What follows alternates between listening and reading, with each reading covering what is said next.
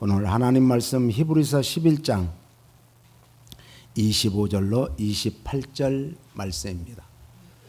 우리 함께 읽겠습니다. 도리어 하나님의 백성과 함께 고난받기를 잠시 죄악의 낙을 누리는 것보다 더 좋아하고 그리스도를 위하여 받는 능력을 애굽의 모든 보화보다 더 큰 재물로 여겼으니 이는 상주심을 바라봄이라.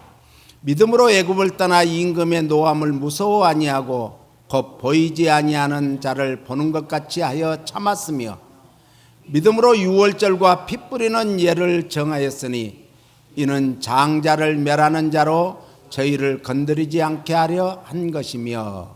아멘. 오늘 모세를 부르시고 사명을 주신 떨기나무에 붙은 불이 어떤 불이라고요? 태우지 않는 불이었습니다. 그 꺼지지 않고 태워지지 않는 불은 따라서요, 사랑의 불입니다. 저도 당신을 옆 사람을 사랑합니다. 꺼지지 않는 불꽃처럼 끝까지 사랑하겠습니다. 아멘. 오늘 우리의 심령에도 태우지 않는 불로 십자가에서 우리를 사랑하셔서 생명을 바치신 예수 그리스도의 사랑의 불꽃이 우리 심령 안에서 활화산처럼 끌어올라야 될 줄을 믿습니다. 참다운 기독교의 사랑의 본질은 모든 그리스도인들의 사랑의 원리는 딱 하나예요. 그 형태나 대상에 있어서는 여러 가지로 나타나게 날 수가 있습니다만은 그리스도인의 사랑이란 넌 크리스찬 비그리스도인과는 달라야 되는 것이죠. 세상 사람들의 사랑은 에로스의 사랑입니다. 그래서 우리가 그 에로스의 사랑은 쾌락의 사랑이거든요. 그래 쾌락을 이 사랑 때문에 이제 마지막 때는 다 망해가는 거예요. 죽어가는 거예요. 속아가는 거예요. 그러므로 참된 그리스도의 크리스찬의 사랑은 어디에서 나와야 되는가? 따라서요, 성령님에 의해서 나와야 된다. 우리 마음에 성령님이 우리 성전을 삼고 우리 심령에 계시니까 그 성령님의 능력으로, 성령님의 은혜로, 성령님의 사랑으로 나타나야 될 줄로 믿습니다. 그래서 성령님은 누군가 하나님의 영이십니다. 하나님은 영이시니 너희가 신령과 진정으로 예배할지니라 그랬어요. 영. 하나님의 영이 성령님이에요. 하나님의 성령님께서는 우리들의 영혼에 임하실 때 사랑도 함께 임하시는 거예요. 하나님은 사랑이시기 때문에. 하나님의 영이 임하면 그 마음에서 뭐가 나온다? 사랑이 나와야 되는 거예요. 그런데 그 마음에서 악독한 것들이 나오면 나는 아직 성령 받지 않은 증거로구나 이렇게 생각하면 되고, 내가 전에 같으면 화가 나고 분이 막 끓어오를 것 같은데 그런 상황에서도 그렇지 않으면 내가 성령 받은 증거로구나 이렇게 믿으면 됩니다. 그러므로 성령 받은 사람은 하나님의 본질이요 성령의 본질인 사랑을 우리 영혼에 오실 때도 사랑도 함께 갖다 주셨다. 옆 사람이 당신을 보니 당신도 성령님 받은 증거가 있습니다. 왜냐하면 사랑이 있기 때문입니다. 세상에서 제일 좋은 게 사랑이에요. 그런데 이 사랑이 어떤 사랑으로 흘러가는가가 문제지, 그 사랑이 진짜 하나님의 사랑으로 성령님이 주신 은혜로 받은 사랑으로 사랑한다면 이 세상에는 참 그보다 더 좋은 것이 없습니다. 왜냐하면 하나님은 사랑이시기 때문에 그렇습니다. 그래서 하나님의 성령으로 말미암아 하나님께로부터 온 은혜를 받은 사람은 사랑하며 살 수밖에 없는 거예요. 은혜 받으면요, 사랑이 내 마음속에만 있는 줄 알았더니 우리 교회 이 성경 가득히 사랑이 가득하고요.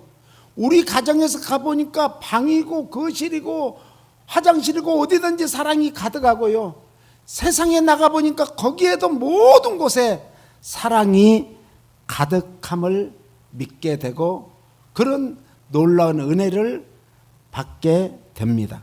그러므로 우리가 진정한 사랑의 은사를 받아야 하며 받기 위해서는 성령님이 내 마음에 오셔야 되잖아요. 이걸 성령님의 내주라 그래요. 예? 우리 안에 오신다 이거예요. 이 내주하신 뿐만 아니라 성령님으로 말미암아 충만해져야 되는데 그렇게 받기 위해서는 뭘 해야 되는가? 따라서 깨끗한 성령님은 깨끗한 영에만 오십니다. 깨끗한 마음에만 심령에만 오십니다. 그러니까 성령의 충만함을 받고 성령님이 우리 심령에 내주하시기 위해서는 뭘 해야 돼요? 내 심령이 깨끗해야죠. 우리 심령이 깨끗해지는 가장 중요한 것이 뭐예요? 회개예요. 회개. 그래서 우리는 날마다 회개해야 돼요. 그래서 사도 바울은 나는 날마다 뭐 한다고요? 죽노라. 회개는 죽는 거예요. 옛사람은 죽고 새사람으로 거듭나는 거예요. 바로 그것이 세례예요. 세례. 세례는 나의 옛사람은 이제 죽었습니다. 이제 새사람으로 살겠습니다. 라는 그런 고백인 거예요. 그래서 성령께서는 자신의 본질인 사랑을 성도의 우리 심령의 영혼에 전달하십니다. 더 나아가서 영혼 속에 전달하실 뿐만 아니라 영혼 속에서 우리와 늘 교제를 하십니다. 이런 역사하심이 있기를 위해서는 로마서 1장 8절에 보니까 이렇게 말씀합니다. 같이요. 첫째는 내가 예수 그리스도로 말미암아 너희 모든 사람을 인하여 내 하나님께 감사함은 너의 믿음이 온 세상에 전파됨이라. 그러니까 오늘 우리가 성령 너희 믿음이 온 세상에 전파됐다. 당시에 온 세상은 어딘가? 그러니까 성령 받은 사람은 뭘 해야 된다는 거예요? 전도하고 선교해야 된다는 거예요. 이 초대교회 당시의 세상은 어디를 가리키는가? 로마를 가리킵니다. 로마. 당시에는 세상의 모든 길은 로마로 향해 있다라는 말이 있을 정도로 로마가 모든 정치, 경제, 사회, 문화, 종교 모든 것의 중심이었어요. 그래서 너무나 그들은 많은 풍요를 누리고 그러므로 말미암아 방종한 삶을 살았어요.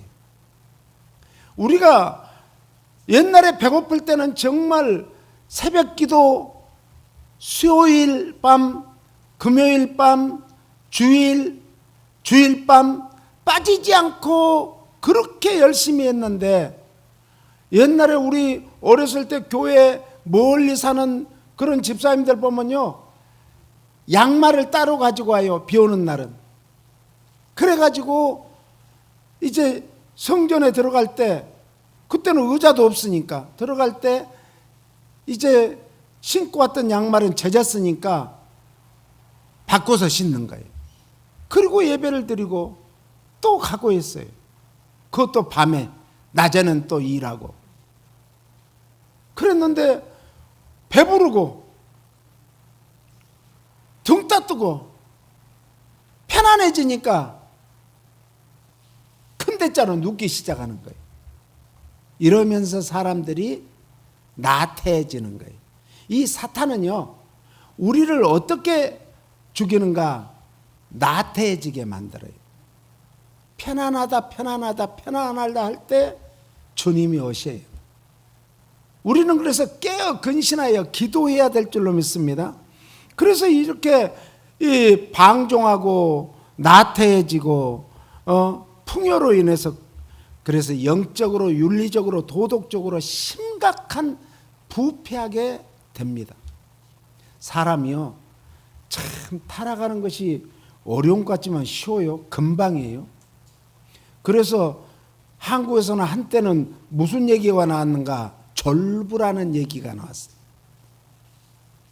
갑자기 땅값이 오르니까 막 힘껏 노력해서 땀 흘리면서 일해가지고 벌어먹고 살던 사람들이 아니 땅 한 필지만 팔아도 1년 농사진 것보다 훨씬 낫네. 이렇게 하면서 방탕해지는 거예요. 그래서 그 국가와 사회의 멸망은 영적 타락으로부터 시작이 합니다.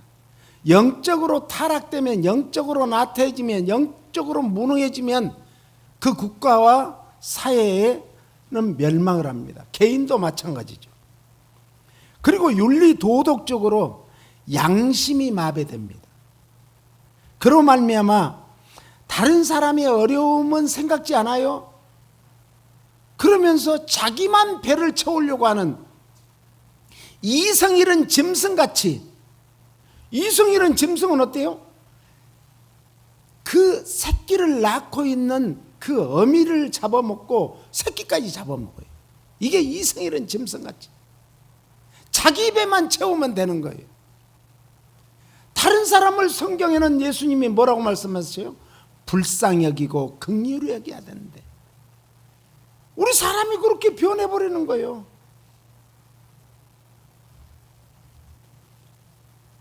이렇게 로마도 그랬습니다.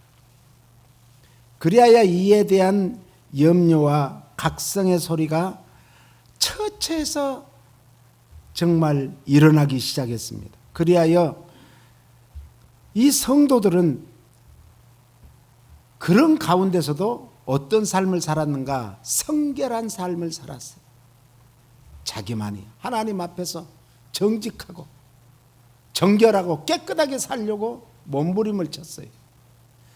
그렇게 부패하다 보니까 이제 왕궁에서부터 그 밑에 일하는 이제 그 요즘으로 말하면 장관들, 그 밑에 일하는 정말 차관들, 국장들 다 자녀들을 결혼시키려고 하다 보니까 자기들이 아는데 아는 사람의 자녀들은 또 다른 자녀들하고 놀아나고 이런 성적인 타락이 있게 된 거예요. 그래서 그들이 자기 이제 자부를 찾고 또 이렇게 이 사이를 찾으면서 둘러보니까 자기 그 궁궐 안에서 또 장관실 그런 데서 일하는 그런 사람들이 정말 깨끗하게 살고 자녀들도 정말 열심히 깨끗하게 사는 모습을 보았습니다. 거기에서 감동을 먹고 몰래 아니 자기들끼리 장관들끼리 자기 자녀들끼리 이렇게 결혼시키기로 했는데 아니야 쟤는. 그래서 그 부부가 의논해가지고 정말 설거지하고 청소하고 하는 그 집 딸이 있는데 정말 정숙한 딸이야. 몰래 결혼을 시킵니다. 또 그런 사이를 봅니다. 이러다 보니까 그들에게 예수 믿는 사람들은 정직하고 정결하고 깨끗하고 그렇게 살려고 하는구나. 이런 인식이 그들에게 각인되기 시작했습니다. 이것이 큰 작은 파도가 나중에는 큰 파도가 되어서 로마를 흔들기 시작합니다. 그러자 313년에 콘스탄틴 대제 왕이 야 이러다가 우리나라 망해. 우리나라를 기독교 국가로 우리가 공포하고 기독교 국가가 돼야 되겠다. 그래서 왕이 AD 313년에 이제 칙령을 발표했는데 그게 어디에서 했는가? 밀라노에서 발표했다. 그래서 밀라노 칙령이라 이렇게 명명을 합니다. 이것이 성도들의 성결한 삶과 헌신적인 사랑의 위대한 힘이었고 능력이었고 성령님의 놀라운 역사로 세계에서 가장 위대하고 힘 있는 나라 로마가 기독교화 되었습니다. 이런 때 정말 하나님 앞에 박수라도 올려야 될 그런 참 일 아닙니까? 디모데후서 1장 13절 14절은 같이요. 너는 그리스도 예수 안에 있는 믿음과 사랑으로서 내게 들은 바 바른 말을 본받아 지키고 우리 안에 거하시는 성령의 말미암아 내게 부탁한 아름다운 것을 지키라. 아름다운 것을 지키라는 건 뭐냐면은 바른 말이란 것은 건전한 말 이런 뜻이에요. 그러니까 예수 믿는 사람들은 농담도 너무 진하게 하면 안 돼. 다른 사람을 웃기게 하려고 사람을 기쁘게 하랴 하나님을 기쁘게 하라. 사람을 기쁘게 하면 하나님의 사람이 아니다. 오늘 우리는 하나님의 사람은 사람을 기쁘게 하기보다는 하나님을 기쁘게 하기 위해서 바른 말, 건전한 말을 해야 돼. 말이 참 중요합니다. 그래서 오늘 우리는 말에 온전한 사람이 되어야 될 줄로 믿으시길 축원합니다. 말은 어떤 말을 해야 되는가? 사랑의 말, 은혜로운 말, 격려해주는 말, 위로해주는 말, 진실한 말. 요한복음 8장 44절에 거짓말은 뭐라고요? 사탄이요. 마귀의 아비라겠어요. 그래서 우리는 무슨 말을 해야 하냐? 축복의 말을 해줘야 되는데 어떤 사람은 막 허풍 떠는 소리예요. 허풍이 뭔지 알죠?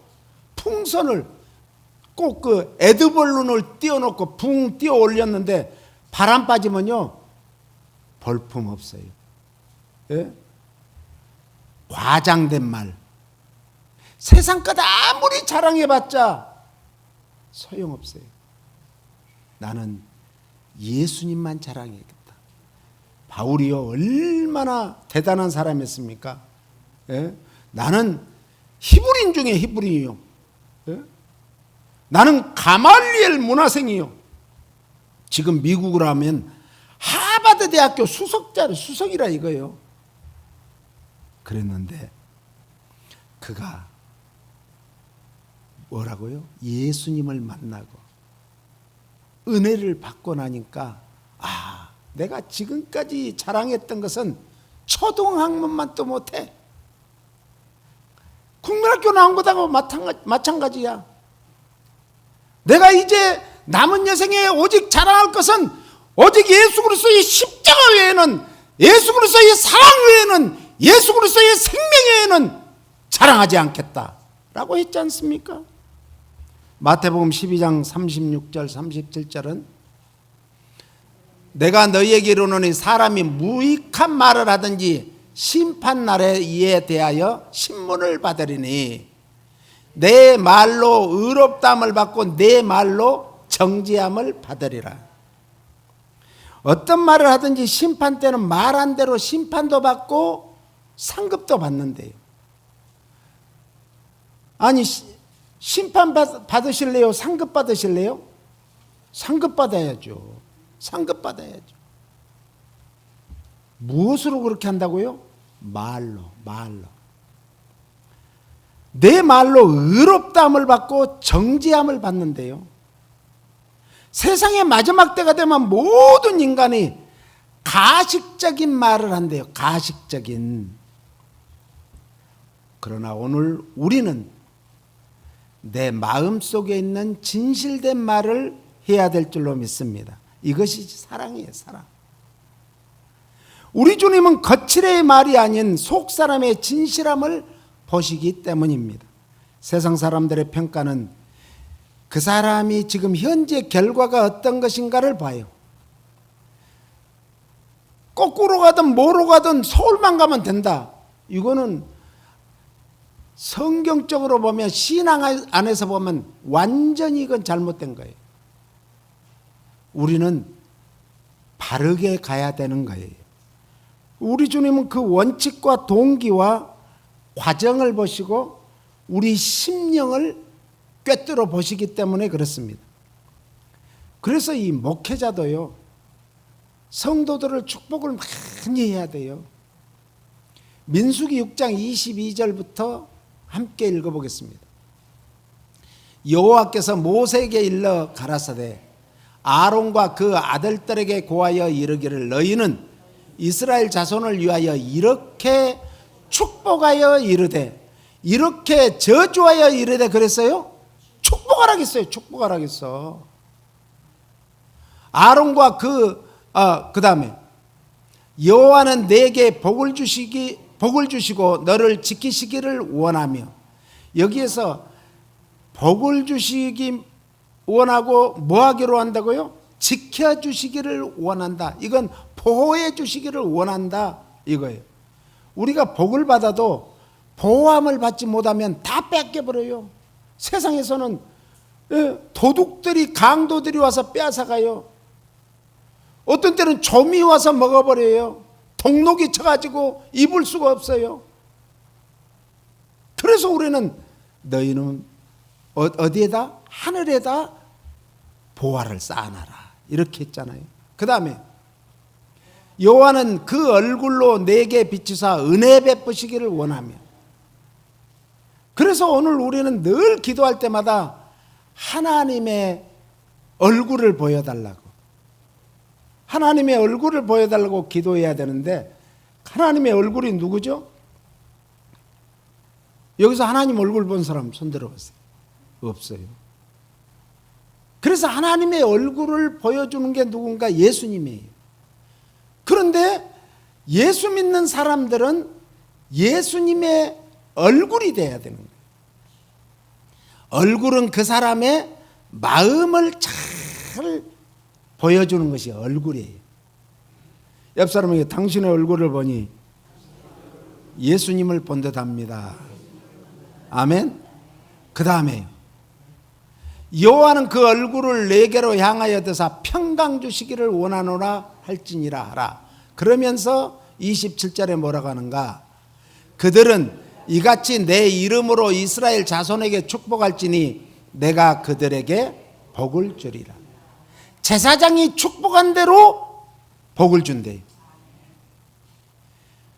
민수기 14장 28절에 너희 말이 내 귀에 들린 대로 내가 행하리니, 하나님은 우리가 말한 대로 움직이고 말한 대로 일을 하신대요. 나쁜 말을 하면 나쁘게 해주고 좋은 말을 하면 좋게 해주신다 이 말씀이에요. 말이 이렇게 중요한 거예요. 제사장들이 이스라엘 백성들에게 축복할 수 있는 권한을 하나님으로부터 받았어요. 이 권한은 제사장 스스로의 권위에 기초하지 않고 만복의 근원이신 하나님이 주신 거예요. 그래서 어떤 분은 시간이 늦어서 교회 갈까 말까 했는데, 아니야, 축도하기 전에는 가야지. 가서 축도를 받았는데 그날따라 자기에게 모든 축복을 다 해준 걸 알고 아멘하고 돌아갔는데, 그날부터 이상한 일만큼 뭐가 꼬이는 것 같더니 그것이 잘 되고, 할렐루야, 아멘이 너무 작네요. 꼬이는 것 같은 것이 잘 되는 거예요. 화가 복이 되는 거예요. 축도가 그렇게 중요해요. 그래서 목회자의 축복을 많이 받도록 목회자를 위해서 기도하시기 바랍니다. 제가 자랑이 아니라 우리 노건옥 권사님이 새벽 예배 마치고 하면 새벽 예배도 못 나와요. 그러니까 기도라도 해주고 가자. 가면 혼자 그러면 보면 마음이 너무 짠해가지고 마음이 아팠어요. 하나님 축복해달라. 그 기도만 했어요. 그러니까 하나님이 축복해 주시잖아요. 신약에 와서 구약 권세가 예수 그리스도께로 옮겨졌습니다. 그래서 예수 그리스도의 사랑 안에서 신약의 성도들에게 그 축복이 옮겨진 거예요. 그러니까 예수님을 믿으면 뭐한다? 복을 받게 돼 있어요. 예? 그래서 옛날 이 부흥강사 목사님들이 오시면은 장로님으로 기름받고 3년이 지나면 물권의 복을 받아야 돼. 물권의. 장로님들은 물권의 복을 받아야 돼. 예? 심는 대로 거두는 것이 하나님의 법칙인데 내가 지금 무엇을 심었는가를 한번 생각해 봐야 되는 거예요. 내가 지금 콩을 심고 팥을 구하면 안 되잖아요. 내가 팥을 구했으면 팥을 심어야지. 호박을 구했으면 호박씨를 심어야지. 심어야 거두지. 지금부터라도 심으세요. 그래야 거두게 됩니다. 그러므로 신약의 성도들은 이와 같은 권세를 우리 모두가 만인 제사장이에요. 여러분들도 다 받으셨어요. 그러니까 여러분들도 자녀들을 축복 기도를 해줘야 돼. 축복 기도. 그래야 자녀들이 준비가 되고 때가 이르면 하나님이 거두는 복을 줘요. 때가 이르면 자녀들 축복을 많이 해야 돼요. 오늘 우리에게 가장 귀한 축복이 뭔 줄 알아요?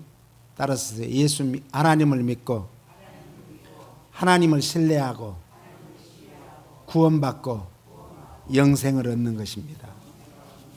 아멘. 요한복음 6장 63절에 말이 영이요 말이 생명이다 그랬어요. 그래서 말을 우리는 잘 해야 돼요. 우리는 그냥 나는 터진 입이니까 속에 있는 걸 다 말한다고 다 말해보는 사람들이 있어요. 그런 사람들은 좋은 사람 같지만 좋지 않아요.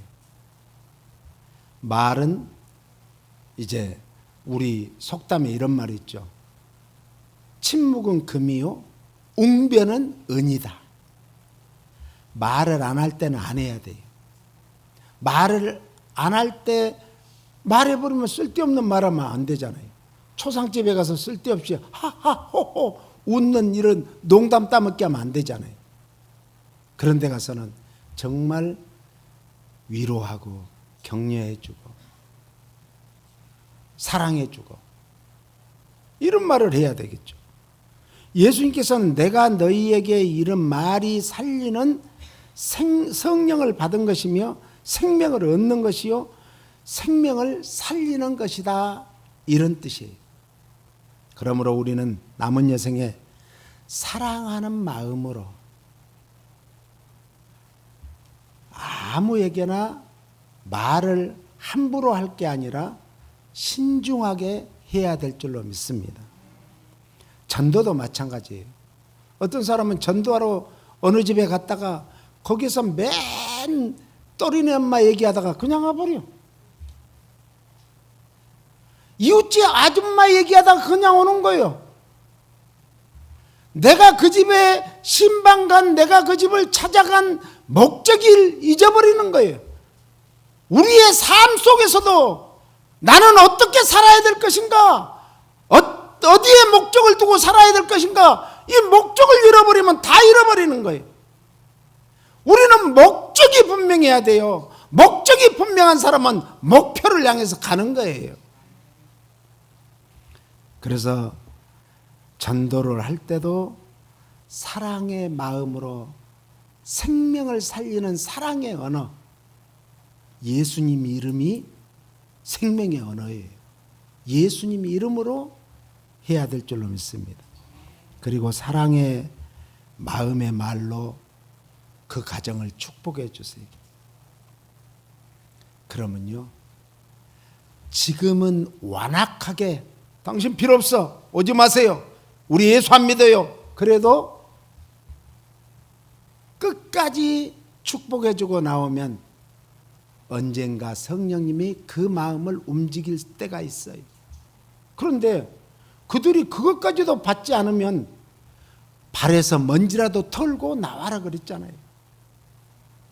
그럼에도 불구하고 나를 배척한다고 해서 거기에서 나도 같이 배척하는 게 아니라 그럼에도 불구하고 끝까지 사랑하고 축복의 말을 해서 그 영혼을 살리는 우리 남은 여생이 되지 않으시겠습니까?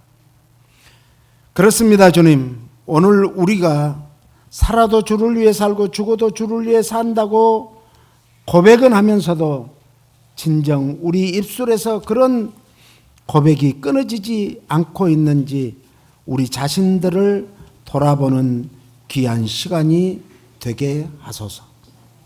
예수님 이름으로 기도합니다. 아멘.